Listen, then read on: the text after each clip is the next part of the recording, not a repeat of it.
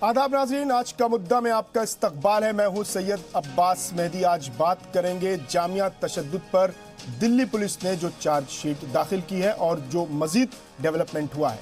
शहरियत तरमीमी act यानी CAA के खिलाफ पिछले साल 15 दिसंबर को मुजाहरे के दौरान जामिया इलाके में हुए तशद्दुद पर तनाज़ा थमने का नाम नहीं ले रहा है। जामिया पर आए एक के बाद एक वीडियो पर जारी सियासत के बीच दिल्ली पुलिस ने जामिया तशद्दुद पर चार्जशीट दाखिल कर दी है। इस चार्जशीट में करीब 100 लोगों का बयान शामिल किया गया है। साथ ही यह भी इंकशाफ हुआ है कि तशद्दुद वाली जगह खाली कारतूस भी मिले थे। इस चार्जशीट में शर्जील इमाम का भी नाम शामिल है। दिल्ली के जामिया नगर इलाके और होली फैमिली के पास हुए तशद्दुद को लेकर दिल्ली पुलिस ने गुज़िश्ता 13 फरवरी को पोशीदा तौर से साकेत कोर्ट में चार्जशीट दाखिल की। इस चार्जशीट में क्या बड़े इंकशाफात हुए हैं वो भी जान लेते हैं। पुलिस की जांच में पता लगा कि तशद्दुद वाले इलाके में 3.2 mm के खाली कारतूस मिले हैं। CCTV, CDR और सबूत के तौर पर करीब 100 गवाहों के बयान पुलिस ने चार्जशीट में दाखिल किए हैं। एक चार्जशीट में शर्जील इमाम का नाम भी शामिल किया गया है।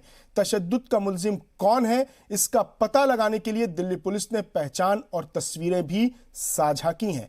इस तशद्दुद को लेकर अभी तक कुल 17 गिरफ्तारियां हुई हैं। इनमें 9 NFC और 8 जामिया इलाके से हुई हैं। हालांकि चार्जशीट में किसी तालिबे इल्म का नाम नहीं है। दिल्ली पुलिस ने दफा 307, 147, 148, 149, 186, 353, 332, 427 के अलावा दीगर दफात के तहत चार्जशीट दाखिल की है। चार्जशीट के मुताबिक 15 दिसंबर को हुए तशद्दुद में 95 लोग जख्मी हुए थे। इनमें से 47 पुलिस अहलकार हैं। बलवाइयों ने तशद्दुद के दौरान 6 बसें, 3 निजी गाड़ियों को नुकसान पहुंचाया। अपनी चार्जशीट में दिल्ली पुलिस ने PFI का भी जिक्र किया और रोल की जांच की बात कही है। इस चार्जशीट में जामिया के तलबा का नाम नहीं है, लेकिन जारी हो रहे वीडियो में पुलिस तलबा पर लाठियां बरसा रही है। कुछ वीडियो में दंगाई जामिया कैंपस से पुलिस पर पथराव कर रहे हैं। अब सवाल यह है कि जब चार्जशीट में तलबा का नाम नहीं तो तलबा की पिटाई क्यों?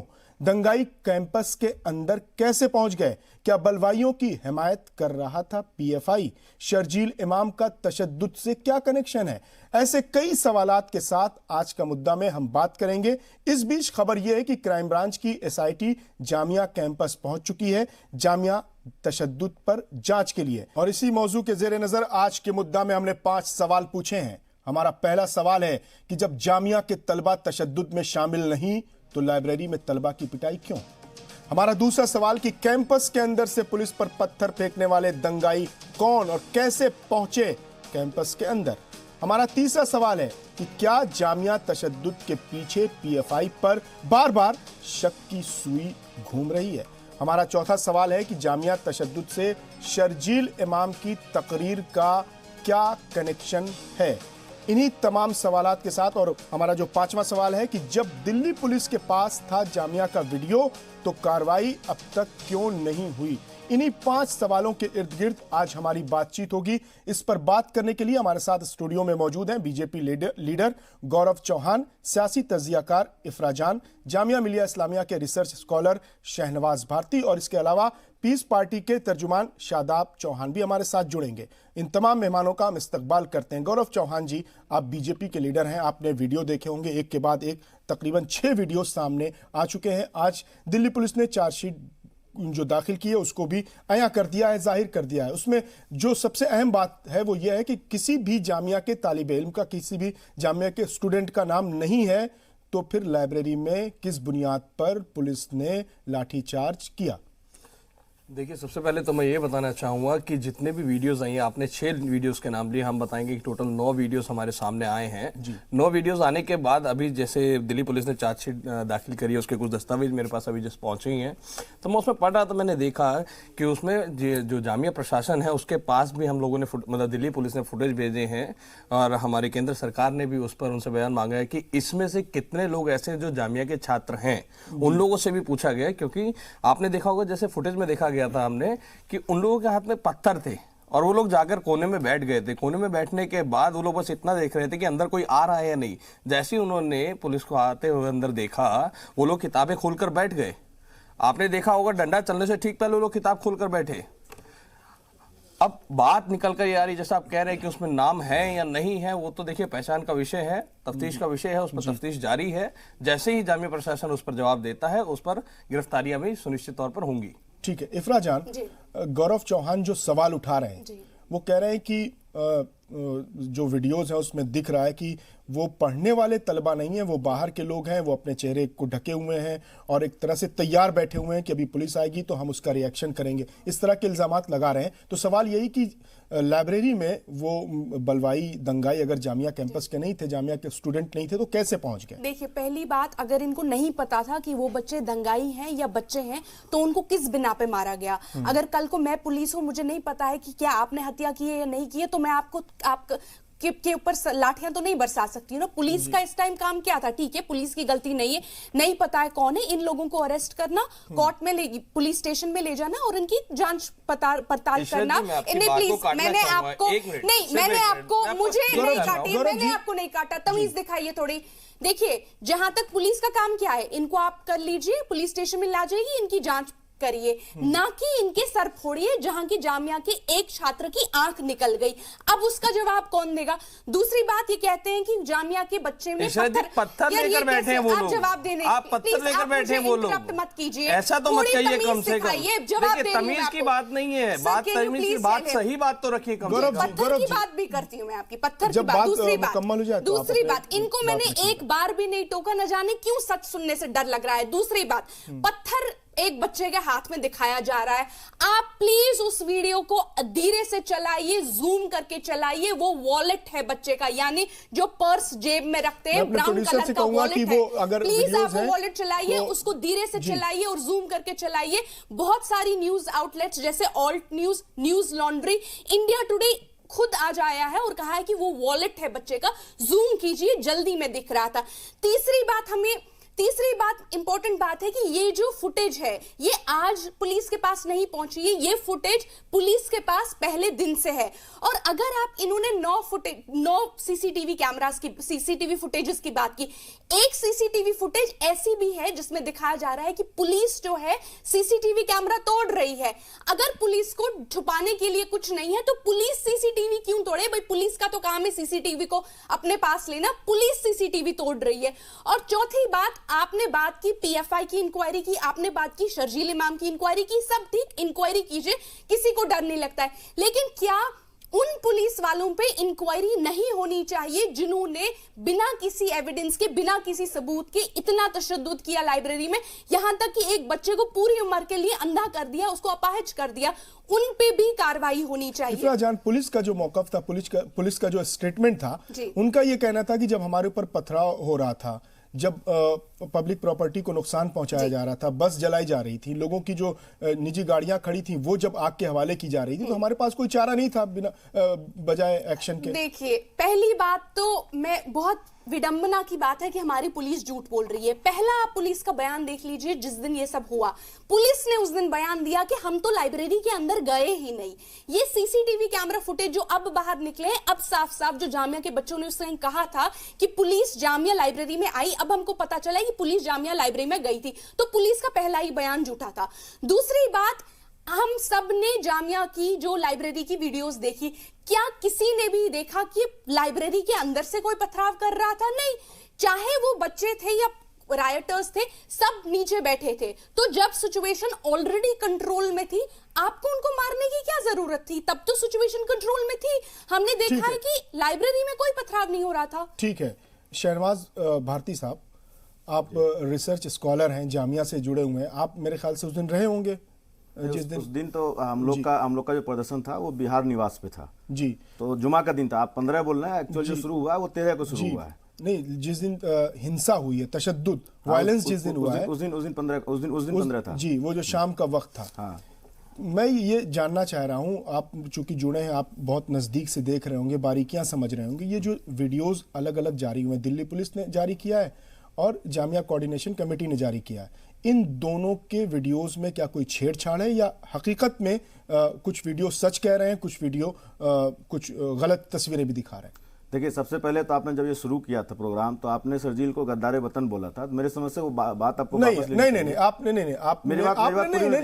तरह से नहीं मत कहिए ना, आपने पूरी बात नहीं सुनी। मेरे सामने आपने उस पर इल्जाम क्या लगा है? इल्जाम लगा है ना, अभी साबित नहीं हुआ। मैंने क्या पढ़ा है? आपने गद्दारे वतन पर मैंने नहीं, आप आधी अधूरी बात सुन रहे हैं। आप इस तरह से इल्जाम क्यों लगा रहे हैं? आप आधी अधूरी बात सुन रहे हैं। सुन रही है जनता। अरे मैं कह रहा हूं कि मैं आपको पढ़ के बता रहा हूं। मैंने जी बिल्कुल मैंने आपको गद्दारे वतन के इल्जाम में मैं आपको बताता हूं। आधी अधूरी बात इस तरह से इल्जाम न लगाइए। सुनिए, मैंने अरे जनता देख लिया ऑलरेडी।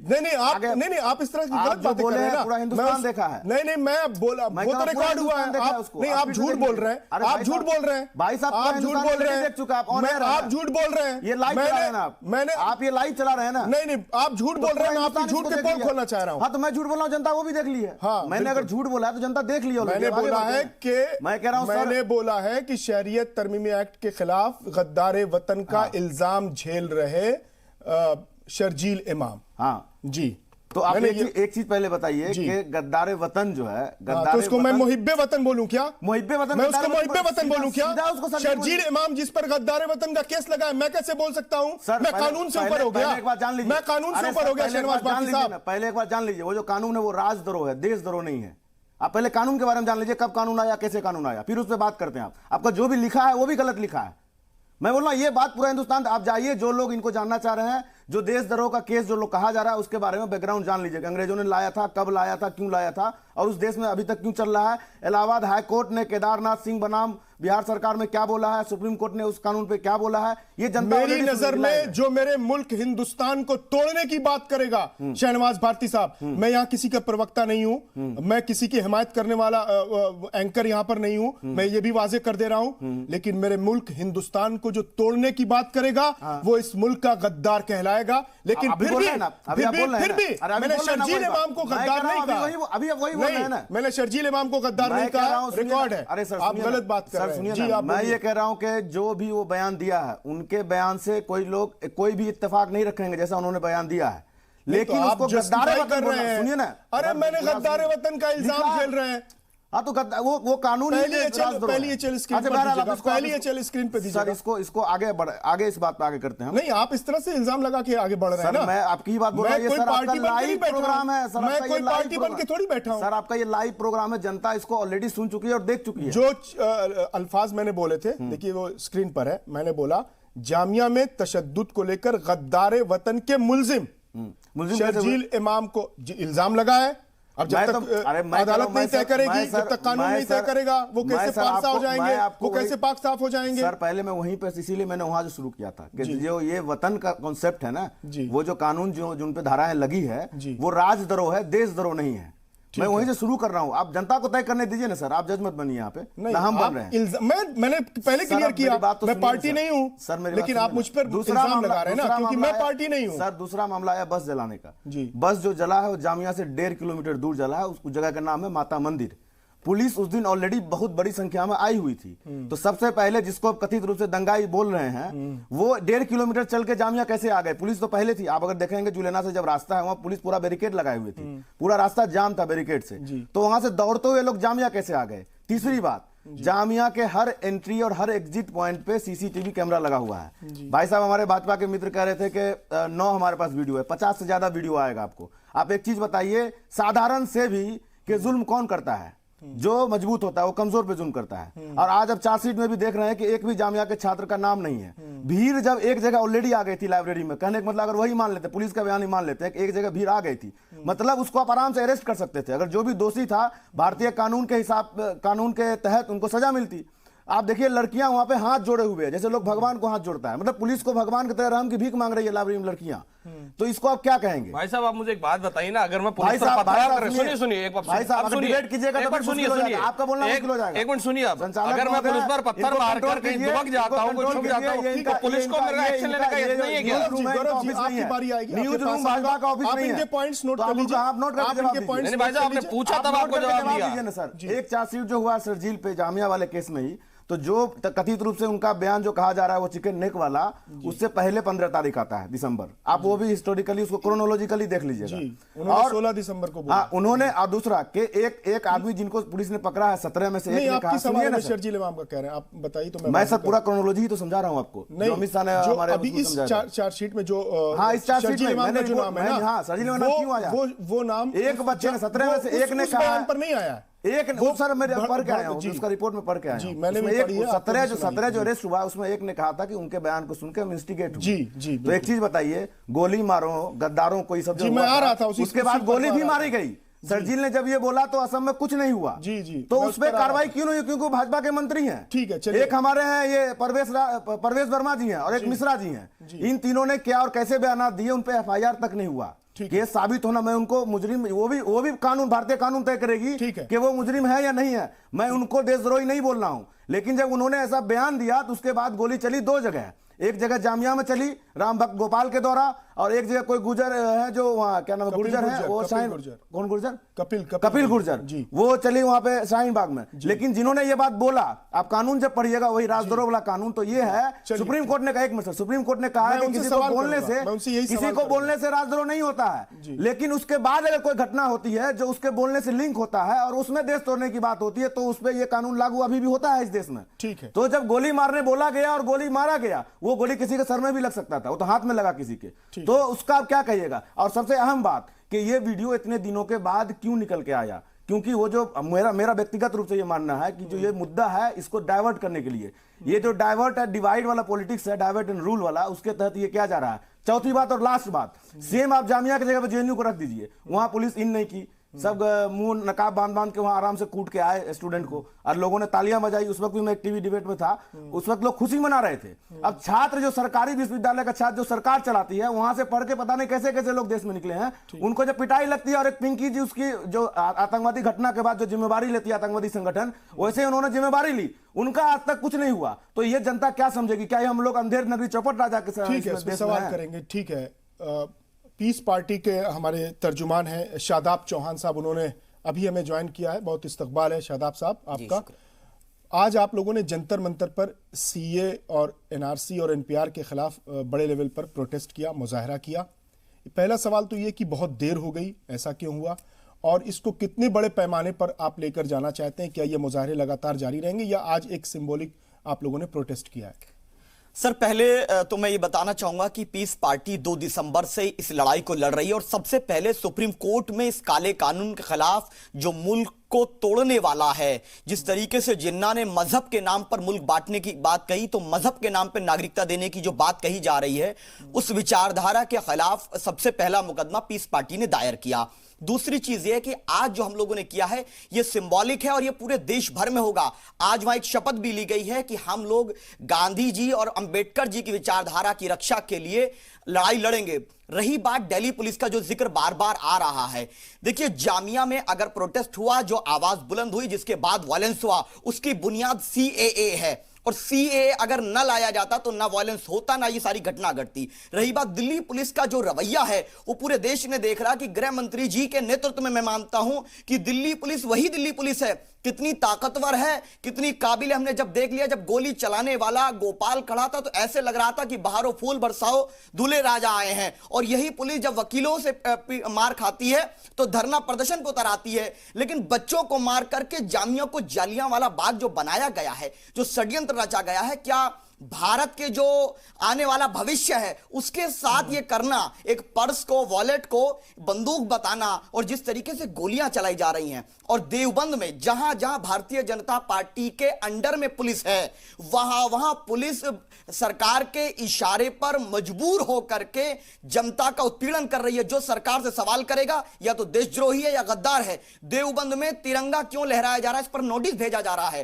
पूरे उत्तर प्रदेश में 2.5 महीने से 144 लगा करके रखा, वहां प्रोटेस्ट नहीं कर सकते हैं आप। अगर एक दिन के लिए हम प्रोटेस्ट में शामिल हो गए तो 1 करोड़ का नोटिस आ जाता है। लेकिन जामिया की जो लड़ाई है वो लड़ाई संविधान को बचाने के लिए है। जिस तरीके से रॉलेट एक्ट एक काला कानून था जिसके खिलाफ गांधी जी ने सत्याग्रह किया, और आज शाहीन बाग की शहजादियां और पूरा देश जो आंदोलन में खड़ा है, पीस पार्टी उसके साथ इसलिए खड़ी है। जामिया में सबसे पहले पीस पार्टी के राष्ट्रीय अध्यक्ष डॉक्टर अयूब साहब पहुंचे थे और हमने कहा था कि जितने भी बच्चे जिनको कानूनी मदद की जरूरत होगी पीस पार्टी मुहैया कराएगी, उनका इलाज कराएगी। इसलिए कराएगी कि क्या आंदोलन करना गांधी के देश में गुनाह है तो हम ये गुनाह करेंगे, लेकिन जिन्ना की विचारधारा यही तो थी मजहब के नाम पे बांटा जाए, वही अमित शाह जी कर रहे हैं, वही नरेंद्र मोदी जी कर रहे हैं। इसलिए पीस पार्टी ने आज जंतर मंतर पर एहतजाज करके यही कहा है कि हम लोग इस काले कानून के खिलाफ पूरे देश भर में आंदोलन करेंगे। अगर ये गोली मारने की बात करते हैं तो हम इनको संविधान देंगे, अगर ये हमें मारने की बात करेंगे तो हम जिस तरीके से रॉलेट एक्ट के बाद या जलियांवाला बाग में हमने सीने पेश कर हमारे आबा व अजदाद ने इस मुल्क को अंग्रेजों से आजाद कराया था, हम इस मुल्क में अंग्रेजों की विचारधारा, हिटलर की विचारधारा और इजराइल बनाने का जो प्रयास भारत को किया जा रहा है उसके खिलाफ हम संवैधानिक रास्ते जो भी होंगे। हाईकोर्ट में जो 27 मौतें हुई उत्तर प्रदेश में, पीस पार्टी हाईकोर्ट में उसके खिलाफ गई है और हाईकोर्ट ने फटकार लगाई है। पाकिस्तान जाओ के नारा मेरठ के एसपी सिटी ने लगाया था, उन पे मुकदमा दर्ज हुआ है। तो ये लड़ाई जो हम समझते हैं, जो शाहीन बाग के लेकर बहुत ज्यादा वरीड हैं, जामिया को लेकर के वरीड हैं भाजपा के लोग कि भाई ये क्यों हो रहा है, उसका जिम्मेदार सिर्फ और सिर्फ अगर कोई एक शख्स है तो सिर्फ अमित शाह जी, नरेंद्र मोदी की सरकार है। न सीए आता, न धर्म के नाम पर देश के बंटवारे की साजिश रची जाती, पार्लियामेंट में ना झूठ बोला जाता और ना ये सब होता। ठीक है, चलिए यहां वक्त हो गया एक मुख्तसर से वक्फे का। वक्फे के बाद जल्द हाजिर हो रहे हैं और इस पर बात जारी रहेगी।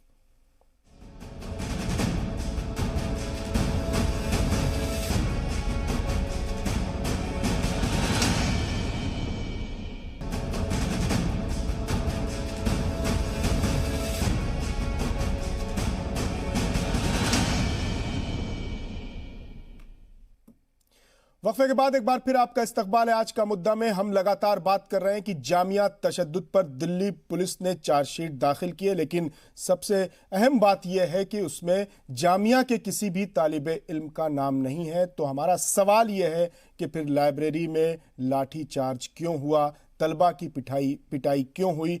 गौरव जी यहाँ पर बैठे हुए हैं, बीजेपी के लीडर हैं, बीजेपी का मौक़िफ़ रख रहे हैं। गौरव जी, अभी जो हम बात कर रहे थे पिछले सेगमेंट में, मेरा सवाल यही है कि शर्जील इमाम पर राजद्रोह का मुकदमा लग जाता है, फैजुल हसन की फजीहत हो जाती है, लेकिन बीजेपी के लीडरान एक के बाद एक इस तरह के बयानात देते हैं कि गोली मारो गद्दारों को, शाहीन बाग आईएसआईएस का अड्डा बन गया है। आपके मरकजी वजीर गिरिराज सिंह गंगोह एक इलाका है सहारनपुर, वहां जाते हैं, वहां पर बोलते हैं कि देवबंद आतंकवाद की, दहशतगर्दी की गंगोत्री है। तो इस पर एक्शन नहीं होगा क्या? सर देखिए, इस पे एक्शन वाली बात बताऊं तो दोनों ही हमारे लीडर जिनको आपने नाम लिया कि जो नारे लगे थे, पहली चीज ऊपर से मंच पे से अनुराग ठाकुर जी द्वारा कहा गया था कि भाई देश के गद्दारों को, नीचे पब्लिक ने जो भी बोला मैं उसकी डीप में नहीं जाऊंगा, ठीक है जो था गलत था। नहीं तो ये बुलवा सकते हैं क्या? नहीं रुके आप सुनिए, मैं पहले बताया था, ठीक है गलत था, इलेक्शन कमीशन ने उस पर एक्शन लिया। दोनों हमारे सीनियर लीडरशिप पे दोनों पर प्रतिबंध लगाया गया, जो प्रचार नहीं कर सकते, चुनाव के दौरान प्रचार किया भी नहीं उन्होंने। दूसरी चीज, जो ब्रेक पर जाने से पहले मेरे बड़े भाई बोल रहे थे, उनको मैं बताना चाहूंगा सर, सिटीजनशिप एक्ट जो था वो 1955 में आ चुका था। एनआरसी और ऑलरेडी आसाम में लगी हुई है।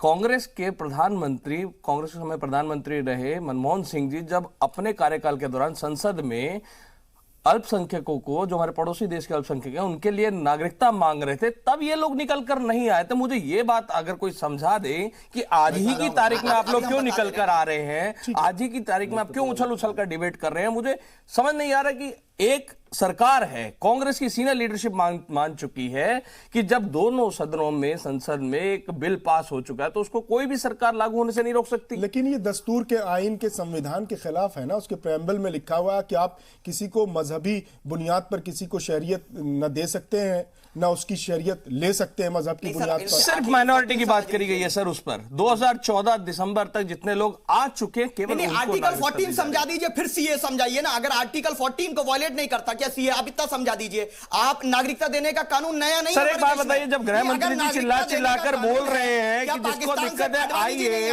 तो आप लोग जाते क्यों नहीं है? लोग नहीं है। तारिक फतेह को नागरिकता चिल्लाने से कुछ नहीं होता मेरे भाई। तारिक फतेह को नागरिकता, मेरे भाई टीवी पर चिल्लाने से कुछ नहीं होता। अगर गृह मंत्री जी कह रहे हैं कि मेरे पास आइए, तो जाते क्यों नहीं आप लोग? सवाल कर रहे हैं, आप लोग टीवी पर बैठकर चिल्ला रहे हैं। करता है देश का जो प्रियम्बल है उसको वायलेट करता है। सर हम तो आपसे समझना चाह रहे हैं लेकिन आप समझाने तैयार नहीं है। अगर अरे देश के गृह मंत्री मेरे भाई बार बार चिल्लाकर बोल रहे आइए मेरे पास, आप लोग जाने को तैयार नहीं है। आप लोग एक ही चीज लेकर बैठे हैं, मांगते तो देते नहीं है, ये नाटकबाजी। अरे कमाल, आप ये बताइए ना, आप जाते क्यों नहीं है गृह मंत्री जी के पास? मांगा देते नहीं है ना, आप गृह मंत्री जी के पास जाते क्यों नहीं है? हमने मांगा तो शायद नहीं, आप सब एक है, मैं जानता हूँ आप सब एक है, आप लोग सब हमारे बड़े भाई बहन है, कोई दिक्कत नहीं, पर आप लोग इतना तो बता दीजिए आप लोग जाते क्यों नहीं है? जब समय देने तैयार नहीं, हमने तो मांगा समय नहीं। देखिए जी, आप देश के गृह मंत्री से मिलने जा रहे हैं, अगर देश की केंद्र सरकार में किसी नुमाइंदे से मिलने जा रहे हैं तो आपको कुछ नुमाइंदों की कुछ फहरिस्त बनानी चाहिए, उनको भेजना चाहिए। गौरव जी, शाहीन बाग के लोग इतवार के रोज 2 बजे बड़ी तादाद में ये कहते हुए जा रहे थे कि हमारा कोई डेलीगेशन नहीं है। शाहीन बाग के धरने पर एहतजाज पे बैठा हर शख्स इस धरने का नुमाइंदा है। हम सब जाना चाहते हैं, वजीर दाखिला से मिलना चाहते हैं, वजीर दाखिला ने दावत दी है लेकिन पुलिस ने उनको आगे बढ़ने नहीं दिया। जी भाई, मैं इसी का जवाब दे रहा हूँ। एक मिनट सुनिए, जवाब तो ले लीजिए मेरे भाई। इसी पे रविशंकर प्रसाद जी ने कहा है कि सभी लोगों से मुलाकात संभव नहीं है, कुछ नुमाइंदों की फहरिस्त बनाइए ना, आप नुमाइंदों की फहरिस्त बनाइए, भेजिए। आपने ऑफिशियली एक ही मेल करा, ऑफिशियली कोई लिस्ट भेजी है। कौन आपसे डिबेट थोड़ी कर रही है जनता, आप समझा तो दीजिए, डिबेट तो नहीं कर पाएंगे आप सिर्फ समझा दीजिए। देखिए वहां पे कोई रिप्रेजेंटेटिव है ही नहीं तो कौन मेल लिखेगा? एक चीज, अरे जब वहां पर बैठे लोगों में इतनी समझ नहीं है कि हम 5 लोगों को 10 लोगों का नाम चुनकर भेज सके। नहीं, गॉड से को गुरु मानने वालों ने समझ नहीं सीखी है। देखिए मेरी बड़ी बहन, इधर उधर की बात न कीजिए, मुझे ये बताइए कि वहां बैठे लोगों में नुमाइंदा चुनने की वो नहीं है क्या? आप हमें शादाब भाई आपके पास आऊंगा, आप जवाब दीजिएगा। गौरव जी को जवाब देने दीजिए, फिर उसके बाद इफ्रा जवाब देंगी, फिर हमारे भारती साहब जवाब देंगे। वहां जब 2 महीने से, मैं ये कहना चाह रहा हूं, 2 महीने से जब वहां पर एक धरना प्रदर्शन चल रहा है किसी भी कानून के खिलाफ, तो मैं एक चीज, जब हमारे गृह मंत्री कह चुके, प्रधानमंत्री कह चुके कि जो हिंसा है उससे किसी भी चीज का संभव समाधान नहीं है। एक मिनट रुकिए, संवाद कीजिए, ठीक है? संवाद करने के नाम पर मैं वही कह रहा हूं मेरे भाई। गौरव जी, मेरा सवाल ले लीजिए, आप कहते हैं संवाद कीजिए, 2 महीने से ज्यादा हो गया, आप ही के इस मुल्क, वो शहरी इसी मुल्क के शहरी है ना, औरतें हैं, बूढ़ी औरतें हैं, जवान औरतें छोटे छोटे बच्चों को गोदियों में लेके बैठी हुई हैं, सर्द रातें उन्होंने बिता दी सड़क पर खुले आसमान के नीचे, एक मामूली से टेंट के अंदर। सरकार का कोई नुमाइंदा तो जाता ना, कोई तो जाता। आप वजीर आजम है तो इसी अवाम के, आपके अवाम के ही उसी के तो वजीर आजम है।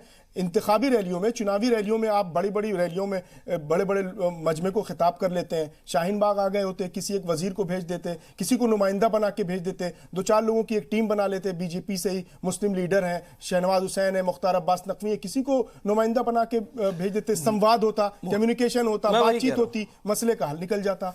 मुख्तार अब्बास नकवी, शाहनवाज हुसैन जी ने भी क्लियर कहा था कि फहरिस्त बनाइए, भेजिए, हम आपकी मुलाकात कराएंगे, हम आपके साथ बैठेंगे उस मीटिंग में। किसी ने बैठने की कोशिश की? किसी ने नहीं की। सर देखिए, वहां पर जाकर जब कांग्रेस के सीनियर लीडर उल्टे सीधे जब बयान देते हैं, आम आदमी पार्टी के उप मुख्यमंत्री कहते हैं मैं शाहीन बाग के साथ खड़ा हूं, और वो भी तब जब उनसे शर्जिल पे सवाल पूछा गया था तो उन्होंने कहा कि हाँ, मैं जो देश की अखंडता की बात करेगा मैं उसके साथ खड़ा हूं। कहां शर्जिल ने देश की अखंडता की बात करी? उन्होंने तो देश को तोड़ने की बात करी। उन पर हमारे बड़े भाई बता रहे थे राजद्रोह का मुकदमा भी चल रहा है। वो साबित होगा नहीं होगा, जब होगा तब देखा जाएगा। साथ खड़े होने की किसने बात की? किस लीडर ने? शर्जिल के सर वहां पर सवाल उप मुख्यमंत्री का बयान चलाइए। नहीं सर, उप मुख्यमंत्री के बयान पर उनसे पूछा गया है, उप मुख्यमंत्री ने लाइव कहा कि हाँ मैं शाहीन बाग के साथ खड़ा हूं। शाहीन बाग और शर्जील इमाम 2 अलग अलग स्टोरी है साहब। सवाल